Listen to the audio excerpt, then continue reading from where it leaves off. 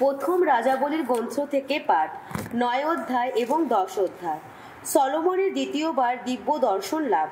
Solomon যখন ভগবানের মন্দির ও নিজের প্রাসাদ গেঁথে তোলার কাজ শেষ করলেন এবং তিনি অন্য যা কিছু করতে চেয়েছিলেন তা করার কাজও শেষ করলেন, তখন ভগবান দ্বিতীয়বার সলোমনকে দেখা দিলেন। আগে তিনি তো তাকে দেখা দিয়েছিলেন গিবিয়ন নগরীতে। ভগবান তাকে বললেন, এখানে আমার সামনে তুমি যে প্রার্থনা, যে মিনতি করেছ তা আমি শুনেছি এবং তোমার গেঁথে তোলা এই মন্দিরটি আমি পুণ্যস্থান করে তুলেছি। চিরকালের মতো আমার নামের অধিষ্ঠান ভূমি করে তুলেছি। আমার নয়ন, আমার অন্তর নিয়তই এখানে থাকবে। আর তুমি তোমার পিতা দাউদ যেভাবে সম্পূর্ণ সৎ, সত্যনিষ্ঠ অন্তর নিয়ে আমার কাছে কাছে থেকেই জীবন যাপন করতেন, তুমিও যদি সেইভাবে জীবন যাপন করো, তোমাকে যা কিছু করার আদেশ দিয়েছি তুমি যদি তাই করে চলো, আমার সমস্ত বিধিনিষেধ ও নিয়মনীতি যদি মেনেই চলো, তাহলে ইসরায়েলের ওপর তোমার রাজক্ষমতার প্রতীক এবং এই সিংহাসনটি আমি চিরদিনেরই মতোই সুপ্রতিষ্ঠিত করব। তোমার পিতা দাউদের কাছে আমি সেই যে প্রতিশ্রুতি দিয়েছিলাম তা এইভাবে পূর্ণ করব।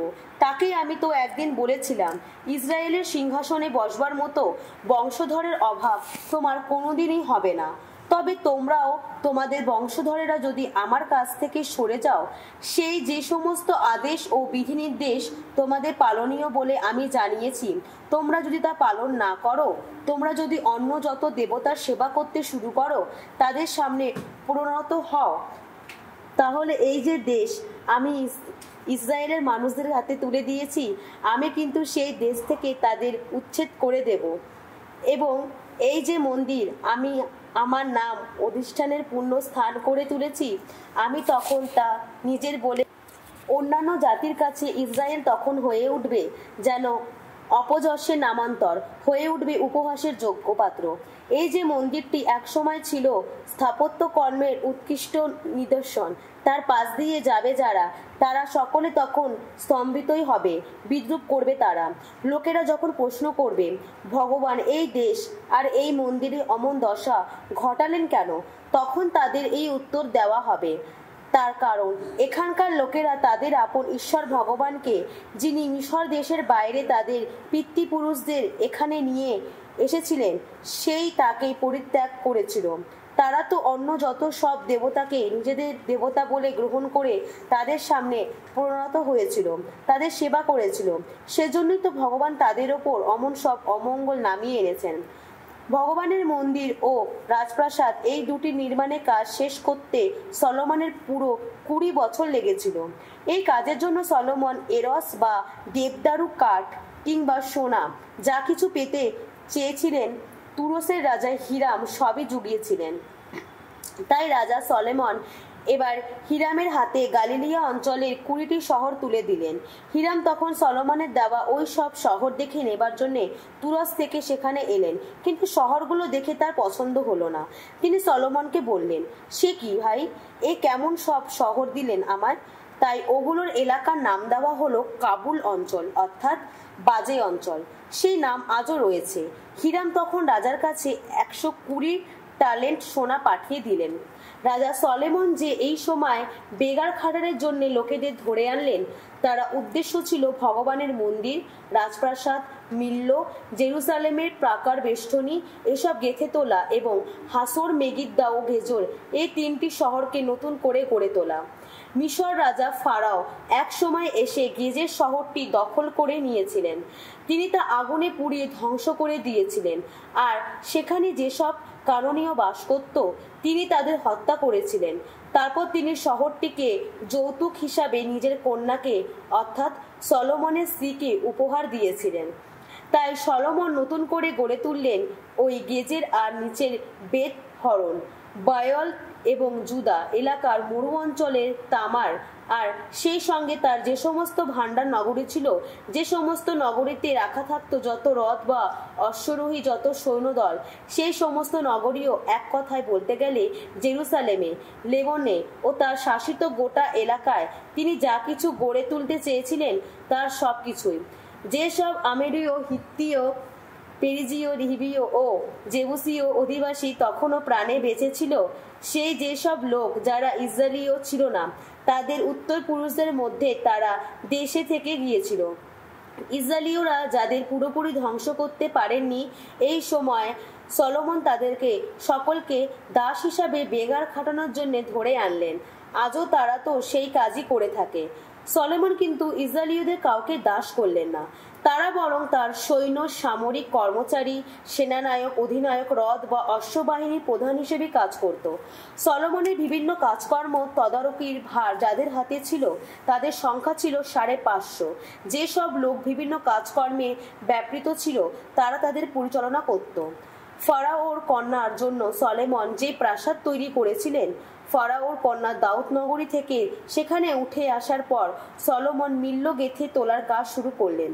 সলোমন ভগবানের সম্মানে যে যজ্ঞবেদী তৈরি করেছিলেন, বছরে তিনি 3 বার সেই যজ্ঞবেদীতে পূর্ণাহুতি ও মিলনযজ্ঞে নানা নৈবেদ্য উৎসর্গ করতেন। আর যেই বেদীটি ভগবানের সামনে ছিল, সেই বেদীটি ধূনাহুতি দিতেন। প্রয়োজন মতো মন্দিরে মেরামতের সব ব্যবস্থা করতেন তিনি। রাজা সলোমন এসিয়ন গেবের একটি নৌবহরও গড়ে তুললেন। এসিয়ন গেবের এদোম দেশে নলখাগড়া সাগরের তীরে এলাতের কাছাকাছি জায়গায় অবস্থিত একটি বন্দর। হিরাম তখন সেই নৌবহরের জাহাজগুলিতে সলোমনের লোকজনদের সঙ্গে কাজ করার জন্য নিজের একদল লোককে পাঠিয়ে দিলেন। এরা সমুদ্র অভিজ্ঞ নাবিক ছিল। সবাই অফিরে যাত্রা করলো আর সেখানে 420 ট্যালেন্ট সোনা জোগাড় করে নিল। তারা সেই সোনা রাজা সলোমনের কাছে এনে দিল। ভগবানের নাম মাহাত্মে সলোমন যে খ্যাতি অর্জন করেছিলেন, তা একসময় সেবা দেশের রানীর কানে গেল। রানী তখন নানা কঠিন প্রশ্ন দিয়ে তাকে পরীক্ষা করার উদ্দেশ্যে তার কাছে এলেন। তিনি বহু অনুচর নিয়েই জেরুসালেমে এসে পৌঁছলেন। সঙ্গে তিনি আনলেন উটের পিঠে বোঝাই করা নানা গন্ধদ্রব্য, সুপ্রচুর সোনা আর দামি যত রত্ন। সলোমনের কাছে এসে তিনি তার মনের সমস্ত কথা খুলে বললেন। সলোমন তার প্রতিটি প্রশ্নের উত্তর দিলেন। রাজার পক্ষে কোনো প্রশ্নই দুরূহ বলে মনে হলো না। এমন একটি প্রশ্নও ছিল না যার উত্তরে তিনি রানীকে দিতে পারলেন না। সেবা দেশের রানী যখন সলোমনের গভীর প্রজ্ঞার পরিচয় পেলেন, তিনি যখন তার তৈরি প্রাসাদটি দেখলেন তার টেবিলে পরিবেশিত যত খাবার, তার কর্মচারীদের বসার বন্দোবস্ত, তার লোকজনদের পরিচর্যা ও পোশাক পরিচ্ছদের ধরন ধারণ এবং তার সুরা বরদারদের পরিবেশন রীতি, যখন তিনি দেখলেন ভগবানের মন্দিরে রাজা কি কি পূর্ণাহুতি দিয়ে থাকেন, তখন বিস্ময়ে তার দম বন্ধ হয়ে আসার দশা হলো। তিনি তখন রাজাকে বললেন, তাহলে আপনার কাজকর্ম ও আপনার প্রজ্ঞা সম্বন্ধে আমি নিজের দেশে লোকেদের যা বলতে শুনেছিলাম তা দেখছি সত্যি। এখানে না আসা পর্যন্ত, নিজের চোখে না দেখা পর্যন্ত আমি অবশ্য ওসব কথা বিশ্বাস করতে পারিনি, কিন্তু এখন বুঝতে পারছি আসল কথাটার অর্ধেকটাও আমাকে জানানো হয়নি। তখন লোকেদের মুখ থেকে যা শুনেছিলাম, এখন দেখছি আপনার প্রজ্ঞা ও ধনসম্পদ তার চেয়েও বেশি। আহা, আপনার অনুচর যারা, কত ভাগ্যবান তারা, কত ভাগ্যবান আপনার এই সব কর্মচারী যারা সবসময় আপনার কাছে থাকতে পান, আপনার জ্ঞানগর্ভ কথা শুনতে পান। ধন্য ধন্য আপনার ঈশ্বর ভগবান, যিনি অনুগ্রহ করে ইসরায়েল জাতির সিংহাসনে আপনাকে বসিয়েছেন। আসলে ভগবান ইসরায়েলের সঙ্গে চিরস্থায়ী ভালোবাসার বন্ধনে আবদ্ধ বলেই তো আপনাকে তিনি দেশের রাজা করেছেন। তিনি চেয়েছেন আপনার কাজে আপনি ন্যায়নীতি ও ধর্মনীতির প্রতিষ্ঠা ঘটাবেন। তিনি তখন রাজাকে 120 ট্যালেন্ট সোনা, সুপ্রচুর গন্ধদ্রব্য আর দামি যত রত্ন উপহার দিলেন। এই যে গন্ধদ্রব্য সেবা দেশের রানী সেদিন রাজা সলোমনকে উপহার দিয়েছিলেন, তারপরে এত গন্ধদ্রব্য আর কোনোদিনও ইসরায়েল দেশে আসেনি। হিরামের যে জাহাজগুলি অফির থেকে সোনা বয়ে আনত, সেগুলি অফির থেকে সুপ্রচুর আলমুর কাঠ আর দামি যত রত্ন নিয়ে আসতো। সেই আলমুক কাঠ দিয়ে রাজা ভগবানের মন্দির ও রাজপ্রাসাদের জন্য কারুকার্য করা নানা কিছু তৈরি করিয়ে নিলেন এবং বাদকদের জন্য যত বীণা ও সেতার তৈরি করিয়ে নিলেন। এরপরে এত ভালো আলমুক কাঠ আর কখনো দেশে আসেনি। আজও পর্যন্ত তেমনটি আর দেখাও যায়নি। সেবা দেশের রানী যা কিছু পাবার ইচ্ছা প্রকাশ করলেন, রাজা সলোমন তার সবই তাকে উপহার দিলেন। নিজের রাজসুলভ উদারতা দেখিয়ে তাকে তিনি যা কিছু উপহার দিয়েছিলেন তাছাড়াও ওসব দিলেন তিনি। তারপর একসময় রানী তার লোকজনদের সঙ্গে নিয়ে নিজের দেশে ফিরে গেলেন। প্রতি বছরে সলোমন যে সোনা পেতেন তার মোট ওজন ছিল 666 ট্যালেন্ট। তাছাড়াও অবশ্য ছিল সেই সমস্ত সোনা যা পাওয়া যেত যত ব্যবসাদার ও বণিকের কাছে এসে আদায় করা শুল্ক হিসাবে, আরব দেশের যত রাজার দেওয়া রাজস্ব হিসাবে এবং ইসরায়েল দেশের যত প্রদেশপালের সংগ্রহ করা রাজকর হিসাবে। রাজা সলোমন পেটাই করা সোনার 200 বড় ঢাল তৈরি করিয়ে নিলেন। এক একটি ঢাল 600 শেকেল সোনার পাতে মোড়া ছিল। তিনি তেমনি তৈরি করিয়ে নিলেন পেটাই করা সোনার 300 ছোট ঢাল। এই ঢালগুলির প্রতিটি 3 মিনা সোনার পাতে মোড়া ছিল। রাজা ওই সমস্ত ঢাল রেখে দিলেন লেবানন অরণ্য ভবনে। তাছাড়া রাজা হাতির দাঁড়ের বড় একটি সিংহাসনও তৈরি করিয়ে নিলেন। তারপর সেটির উপর পাকা সোনা বসিয়ে দেওয়ার ব্যবস্থা করলেন। সিংহাসন মঞ্চের 6টি ধাপ ছিল। সিংহাসনের পেছনের অংশটির ওপরের দিকটি গোলাকার ছিল। আসনটির দুই পাশে হাত রাখার হাতল ছিল। আবার হাত রাখার সেই হাতল দুটির দুপাশে ছিল দাঁড় করানো 2টি সিংহের মূর্তি। 6টি ধাপের ওপর ছিল দাঁড় করানো 12টি সিংহের মূর্তি, এপাশে ওপাশে 6টি করে। অন্য কোনো রাজ্যে তেমন সিংহাসন কখনো তৈরি হয়নি। রাজা সলোমনের সমস্ত পানপাত্র ছিল সোনার তৈরি। তেমনি লেবানন অরণ্য ভবনের সমস্ত বাসনপত্র ও ছিল খাঁটি সোনার তৈরি। সেখানে রূপোর তৈরি কিছুই ছিল না। সলোমনের আমলে তো রূপোর কোনো কদর ছিল না। আসলে হিরামের জাহাজগুলি ছাড়া রাজার তখন নিজের কয়েকটি তার্শিস জাহাজও সমুদ্রে চলাচল করত। প্রতি 3 বছর অন্তর ওই তার্শিস জাহাজগুলি ফিরে আসতো, বয়ে আনতো যত সোনা, রূপো ও হাতির দাঁত, যত বাদর ও ময়ূর। রাজা সলোমন পৃথিবীর অন্যান্য রাজাদের চেয়ে বেশি ধনশালী ও প্রজ্ঞাবান মানুষ ছিলেন। তার অন্তরে ঈশ্বরের যে প্রজ্ঞা জাগিয়েছিলেন, তার মুখ থেকে সেই প্রজ্ঞাদীপ্ত যত উক্তি শোনবার আকাঙ্ক্ষায় সারা পৃথিবীর লোকেরাই তো তার সঙ্গে দেখা করতে আসতো। তারা প্রত্যেকে নিয়ে আসতো কিছু না কিছু উপহার, সোনা বা রূপোর কোনো না কোনো জিনিস, যত পোশাক, অস্ত্র বা গন্ধদ্রব্য। অশ্ব বা অশ্বতর বছরের পর বছর ওই রকমই ঘটতে লাগলো। সলোমন এক রথবাহিনী ও অশ্ববাহিনী গড়ে তুললেন। তার 1400 রথ ছিল, 12,000 অশ্বারোহী সৈন্য ছিল। তিনি রথ রাখা নগরগুলিতেও জেরুসালেমে নিজের কাছেই থাকার ব্যবস্থা করে দিলেন। রাজা এমনই অবস্থা সৃষ্টি করলেন, যার ফলে জেরুসালেমের রূপোর পাথরেরই মতো সহজলভ্য জিনিস হয়ে উঠল এবং এরস্কাট পশ্চিমের নিম্নতর অঞ্চলের ডুমুর গাছের কাঠের মতোই সহজলভ্য হয়ে উঠল। সলোমনের ঘোড়াগুলি আনা হতো মিশর থেকে আর কুভে থেকে। রাজার পাঠানো বণিকেরা কুভে থেকে নির্দিষ্ট মূল্য দিয়ে সেগুলি কিনে আনত। মিশর থেকে আমদানি করা একটা রথের দাম পড়তো 600 শেকেল রূপো, আর একটি ঘোড়ার দাম পড়তো 150 শেকেল রূপো। হিত্তিয়দের যত রাজা এবং আরাম দেশের রাজারাও তেমনি ওই বণিকদের মাধ্যমে ঘোড়া আমদানি করতেন।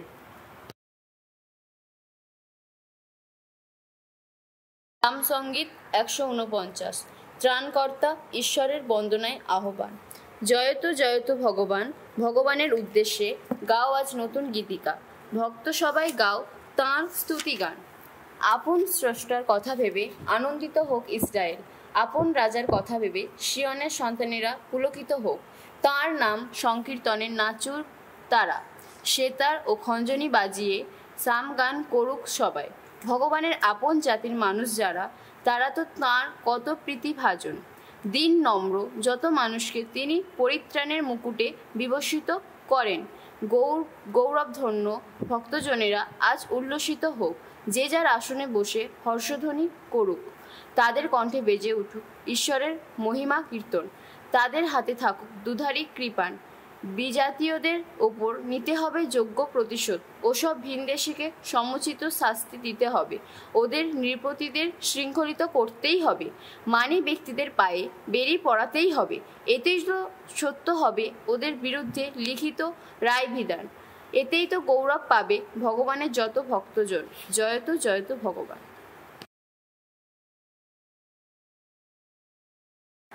প্রথম করিন্থীয়দের কাছে সাধু পলের প্রথম ধর্মপত্র, 6 অধ্যায়।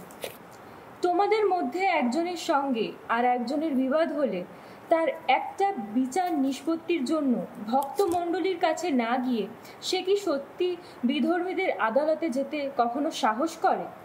তোমরা কি এই কথা জানো না যে খ্রিস্ট ভক্তরাই একদিন বিশ্বজগতের বিচার করবেন? আর বিশ্বজগতের বিচার যখন তোমাদেরই করার কথা, তখন এই সব অতি তুচ্ছ ব্যাপার বিচার করার যোগ্যতাও কি তোমাদের নেই? তোমরা কি এই কথা জানো না যে আমরা একদিন স্বর্গদূতেরও বিচার করব? তাহলে এই পার্থিব জীবনের ব্যাপারে বা আমরা বিচার করতে পারবো না কেন? তাই যদি কোনো পার্থিব ব্যাপারে বিচারের প্রয়োজন হয়, তাহলে মণ্ডলীর দৃষ্টিতে যাদের কোনো প্রতিষ্ঠাই নেই তাদের তোমরা কি করেই বা বিচারাসনে বসাতে যাও? কথাটা আমি বললাম তোমাদের লজ্জা দেওয়ারই জন্য। তোমাদের মধ্যে কি জ্ঞানী এমন একজনও নেই যিনি ধর্মভাইদের যত বিবাদের নিষ্পত্তি করে দিতে পারেন? অথচ ভাইয়ে ভাইয়ে কিনা মামলাই চলেছে, আর তাও আবার অবিশ্বাসীদেরই আদালতে। আসলে তোমাদের মধ্যে আদৌ কোনো মামলা হওয়াটাই তো তোমাদের পক্ষে পরাজয়ের কথা। তার চেয়ে অন্যের অন্যায় ব্যবহার তোমরা বরং মেনেই বা নিচ্ছ না কেন? কেনই বা মেনে নিচ্ছ না ওইসব চুরি জোচ্চুরি? তোমরা তো তার বদলে নিজেরাই অন্যায় করছো, জোচ্চুরি করছো, আর তা করছো আবার তোমাদের ভাইদেরই প্রতি। তোমরা নিশ্চয়ই জানো যে যারা অধার্মিক তারা ঐশ্ব রাজ্যের কোনো কিছুই পাবে না কখনো। তোমাদের কিন্তু এই কথাটি বুঝতে যেন ভুল না হয় যে যারা দুশ্চরিত্র বা পৈত্তলিক, যারা ব্যভিচারী বা সমকামী, যারা চোর, লোভী বা মাতাল, যারা পরনিন্দু বা প্রবঞ্চক, তারা কেউই ঐশ্ব রাজ্যের কোনো কিছুই পাবে না কখনো। এক সময় তোমাদের কেউ কেউ তো ওই রকম মানুষই ছিল, তবে প্রভু যীশু খ্রিস্টের নামে এবং আমাদের ঈশ্বরের প্রেরিত পবিত্র আত্মার শক্তিতে তোমরা কিন্তু শুচি স্নাত হয়েছ, তোমাদের পবিত্র করে তোলা হয়েছে, তোমাদের অন্তরে আবার ফিরিয়ে আনা হয়েছে হারানো ধার্মিকতা। কেউ কেউ বলে থাকে সব কিছু করার অধিকারই আমার আছে। কথাটা ঠিক, কিন্তু সব কিছুই তো উপকারে আসে না। সব কিছু করার অধিকার আমার আছে মানলাম, কিন্তু কোনো কিছুর অধিকৃত হয়ে থাকতেও আমি যে চাই না। কেউ কেউ আবার বলে থাকে খাবারের প্রয়োজন তো পেটেরই জন্য, তেমনি পেটের প্রয়োজন খাবারেরই জন্য। কথাটা ঠিক, কিন্তু পরমেশ্বর যে একদিন এই দুয়েরই বিলোপ ঘটাবেন। সে যাই হোক, আমাদের দেহ কিন্তু ব্যভিচারের জন্যে নয়, প্রভুরই জন্যে, আর প্রভুও দেহেরই জন্যে। পরমেশ্বর যেমন প্রভু যিশুকে পুনরুত্থিত করেছেন, তেমনি আমাদেরও তিনি পুনরুত্থিত করবেন তার শক্তির গুণে। তোমাদের দেহ যে স্বয়ং খ্রিস্টের অঙ্গ প্রত্যঙ্গ, তোমরা তা তো জানো নয় কি? তাহলে আমি কি খ্রিস্টের সেই অঙ্গ প্রত্যঙ্গ নিয়ে গিয়ে একটা বেশ্যারী অঙ্গ প্রত্যঙ্গ করে তুলব? না, নিশ্চয়ই নয়। তোমরা কি এই কথা জানো না যে একটা বেশ্যার সঙ্গে যে মিলিত হয় সে তো তার সঙ্গে এক দেহই হয়ে যায়? শাস্ত্রে তো বলাই হয়েছে তারা দজনের এক দেহ হয়ে উঠবে। কিন্তু প্রভুর সঙ্গে যে মিলিত হয় সে তার সঙ্গে আধ্যাত্মিকভাবেই তো এক হয়ে যায়। তাই বলছি, ব্যভিচার থেকে দূরেই থাকো। মানুষ আর যে কোনো পাপই করুক না কেন, সে সব পাপ ঘটে দেহের বাইরে, কিন্তু ব্যভিচার যে করে সে আপন দেহের বিরুদ্ধে গিয়েই পাপ করে। তোমরা কি এই কথা জানো না যে তোমাদের দেহ হলো তোমাদের অন্তর্নিবাসী সেই পবিত্র আত্মার মন্দির, যাকে তোমরা পেয়েছো পরমেশ্বরের কাছ থেকে? তোমরা তো নিজেদের মালিক নও, প্রভুর মূল্য দিয়ে তোমাদের যে কিনেই নিয়েছেন। সুতরাং তোমরা তোমাদের দৈহিক আচরণের মধ্যে দিয়েই পরমেশ্বরের মহিমা প্রকাশ করো।